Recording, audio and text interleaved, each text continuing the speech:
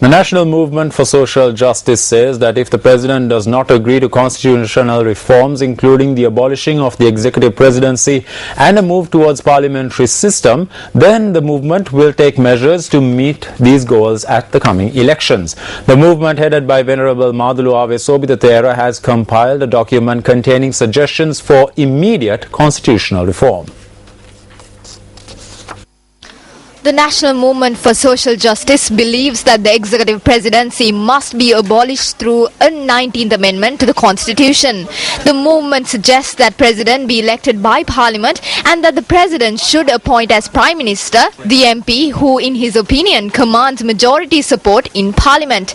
The movement also proposes that 2 Vice Presidents be elected by Parliament from communities other than the one to which the President belongs.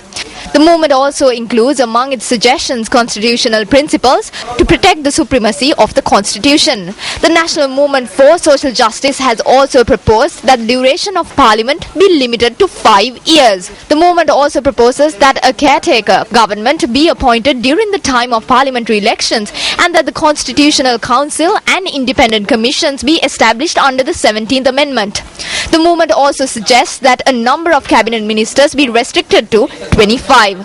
Among the movement's suggestions for immediate constitutional reform are that elections should be held with a mix of the first past, the post and proportional representation systems, and also proposes that MPs who cross over should lose their seats. The National Movement for Social Justice also proposes the passing of a Bill of Rights and also proposes that in order for legislation to be constitutional, bills shall be gazetted at least 2 weeks before being placed in the order paper and that there will be no urgent bills.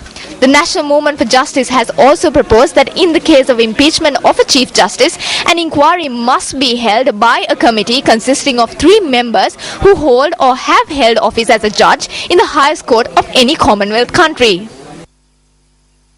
We think that what we need to do now is formulating a public opinion within Sri Lanka.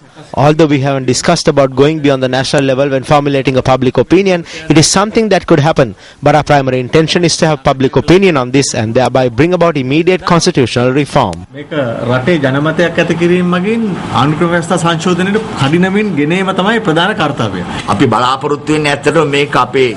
that this will be done by the President himself. He has the best opportunity because, like he said, he has 2/3 majority. An amendment was put forward in 2000 during the time of Chandrika Bandaranaike Kumaratunga. Almost everything we have proposed here was included in it. This is something that was put forward by the Sri Lanka Freedom Party. Therefore, we believe that this will be undertaken by the President. If this does not happen, then we invite others to campaign on the platform of these topics, including the abolishing of the executive presidency and to abolish the executive presidency within 120 days of taking office and hand over power to Parliament. Does that mean you will put forward a common candidate? We have not decided yet. We are saying this to all political parties. You should get together and do this. We are not hoping to put anyone forward at present. You are members of a civil organization, not members of Parliament. How can you make this a practical reality? The best example here is the 17th Amendment to the Constitution. The public opinion came from the civil society, not from political parties. That amendment came about as a result of civil society influencing Parliament and political parties. Our prime responsibility is to build public opinion and influence political parties. It is true that none of us are in Parliament, but no political party has the power to go against the public will. Minister Honorable Darshana Appa said that the executive presidency was a timely decision taken by former President J.R. Jayawardena. He said it was a decision taken for the progress of the country. Do you see it that way?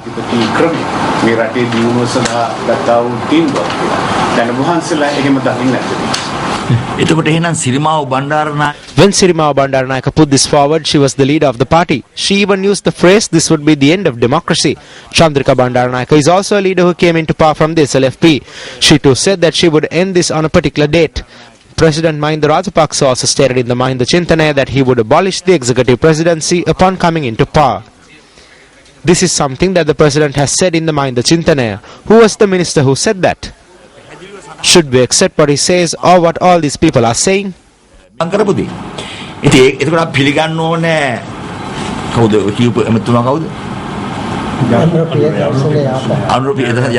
එතුමා කියන දේද මේ සියලු දෙනාම කියන දේ